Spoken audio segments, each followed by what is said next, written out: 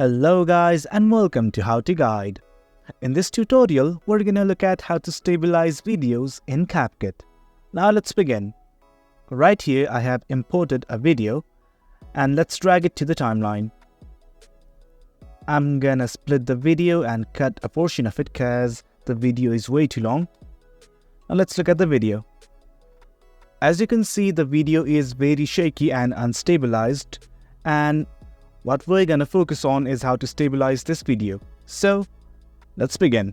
If you have not already, let's click on the video on the timeline, and on the top right corner a menu bar will open having lots of tabs, namely video, audio, speed, animation and others.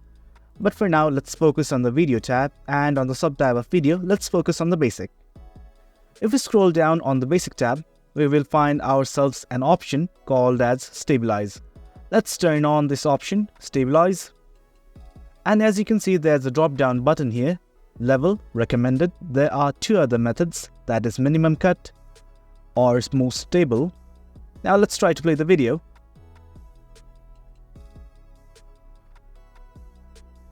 Now let's play the video.